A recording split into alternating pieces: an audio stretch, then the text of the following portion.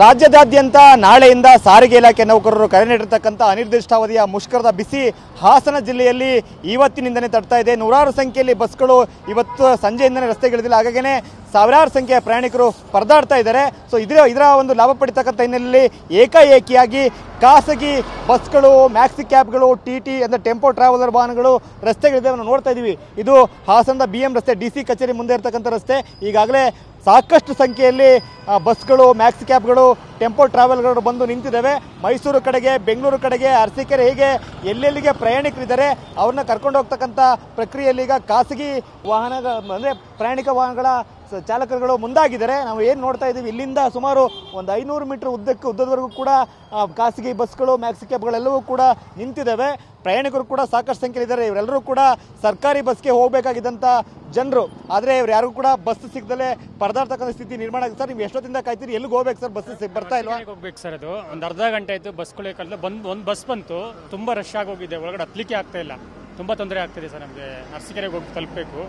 So ಹಾಗಾಗಿ strike ಮಾಡಿರೋದು ತುಂಬ ಸಮಸ್ಯೆಗಳು ಉಂಟಾಗ್ತದೆ. ಸಾರ್ವಜನಿಕರಿಗೆ ತೊಂದರೆ ಆಗ್ತದೆ ವಿನಃ ಬೇರೆಯವ್ರಿಗೆ ಯಾರಿಗೂ ಇದು ಸರ್ಕಾರಕ್ಕೆ ತೊಂದರೆ ಆಗ್ತಾ ಇಲ್ಲ. ಸಾರ್ವಜನಿಕರಿಗೆ ತುಂಬ ತೊಂದರೆ ಆಗ್ತಿದೆ ಸರ್.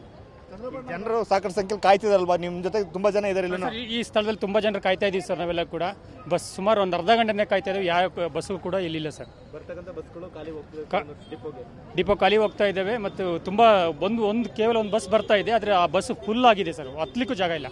ನಾವು ನೋಡ್ಬೋದು ಇಲ್ಲಿ ಉದ್ದಕ್ಕೂ ಕೂಡ ಈ ಒಂದು ಸ್ಥಳದಲ್ಲಿ ಬೆಂಗಳೂರು ಕಡೆಗೆ ಹೋಗ್ತಕ್ಕಂಥವ್ರು, ತಿಪ್ಟೂರು ಕಡೆಗೆ ಹೋಗ್ತಕ್ಕಂಥವ್ರು, ಹಾಗೆ ಬೇರೆ ಬೇರೆ ಕಡೆಗೆ ತೆರಳತಕ್ಕಂಥ ಪ್ರಯಾಣಿಕರು ಇಲ್ಲಿ ನಿಂತಿರ್ತಾರೆ. ಸೊ ಅವರು ಇಲ್ಲಿಂದ ಬಸ್ಗಳು ಹತ್ಕೊಂಡು ಹೋಗಬೇಕಾಗಿತ್ತು. ಆದರೆ ಬಸ್ಗಳ ಸಂಚಾರ ಬಹುತೇಕ ಸ್ಥಗಿತ ಆಗಿದೆ.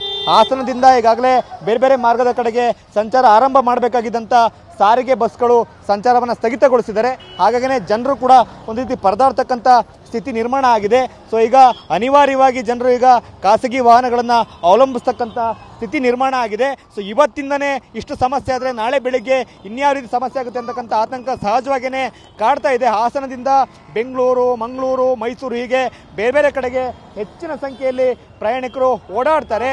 ಆದರೆ ಇವತ್ತಿಂದನೇ ಸಮಸ್ಯೆ ಶುರುವಾಗಿರ್ತಕ್ಕಂಥ ಹಿನ್ನೆಲೆಯಲ್ಲಿ ಪ್ರಯಾಣಿಕರು ಈಗಾಗಲೇ ಪರದಾಡ್ತಾ ಇದ್ದಾರೆ. ಹಾಗಾಗಿ ಸರ್ಕಾರ ಕೂಡಲೇ ಸಾರಿಗೆ ಇಲಾಖೆ ನೌಕರರ ಜೊತೆಗೆ ಮಾತುಕತೆ ಮಾಡಬೇಕು, ಅವರ ಸಮಸ್ಯೆಯನ್ನು, ಅವ್ರ ಬೇಡಿಕೆಯನ್ನು ಈಡೇರಿಸಬೇಕು. ಆ ಮೂಲಕವಾಗಿ ಜನರಿಗೆ ಸಮಸ್ಯೆ ಆಗದಾಗೆ ತಡಿಬೇಕು ಅಂತಕ್ಕಂಥ ಆಗ್ರಹವನ್ನು ಜನರು ಮಾಡ್ತಾ ಇದ್ದಾರೆ. ಕ್ಯಾಮರಾಮನ್ ಮಹೇಶ್ ಜೊತೆ ಮಂಜುನಾಥ್, KB, TV9 ಹಾಸನ.